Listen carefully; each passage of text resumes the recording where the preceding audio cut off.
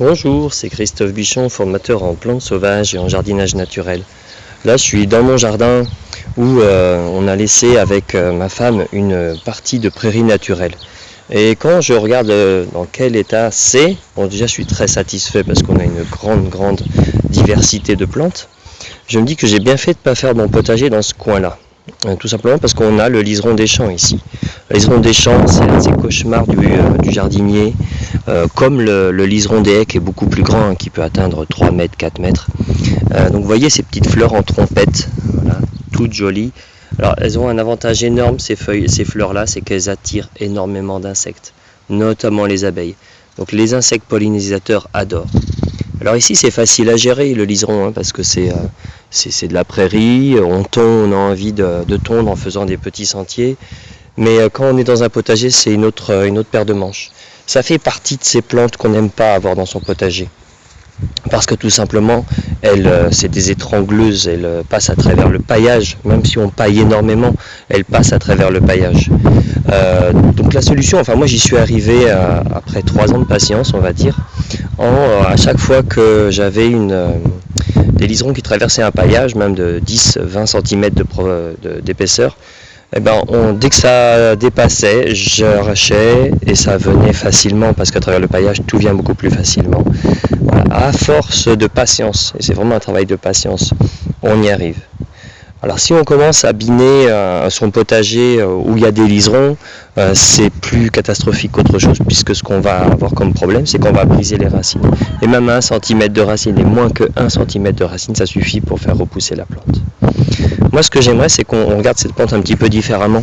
Donc effectivement, d'un point de vue de la biodiversité, elle a sa place. Elle indique un sol plutôt tassé, ce qui est le cas chez nous, et qui est riche en azote malgré tout. Vous voyez là, des petites abeilles qui se promènent. Elle a aussi on peut la manger. Vous voyez cette petite fleur là, vous pouvez la manger. On peut manger aussi les feuilles. Alors les petites fleurs ont un petit goût d'amande, mais vraiment léger, c'est très léger, c'est très doux.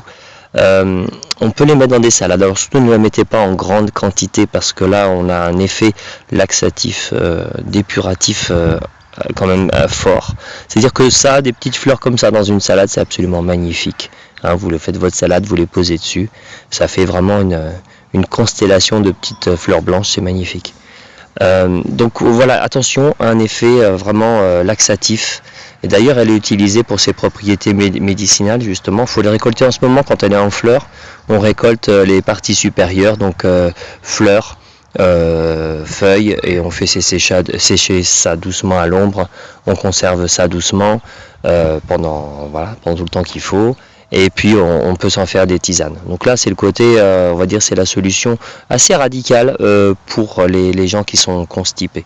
Les personnes qui souffrent d'insuffisance hépatique aussi du foie, ça leur fait beaucoup de bien. Mais voilà, dosez, allez-y progressivement en termes de dosage, parce que vous pouvez avoir des effets un petit peu plus radicaux que ce que vous pensiez. Donc c'est bon à savoir. Donc ça fait, avec le liseron, on a aussi la potentille rampante qu'on voit là aussi. Donc là aussi on a une magnifique fleur avec un insecte dessus qui est en train de le butiner. La potentille rampante est aussi une de ces plantes qu'on déteste avoir dans son jardin. Donc ça c'est ce que j'ai dans mon potager par ailleurs. Il y a peu de plantes qui arrivent à traverser un paillage, mais ces deux-là, elles sont coriaces. Et effectivement, ça permet de cultiver quelque chose de très précieux chez les jardiniers, c'est la patience. Voilà, écoutez, j'espère que vous avez apprécié cette vidéo. Et bien écoutez, je vous dis à très bientôt pour d'autres sujets autour du jardin et des plantes.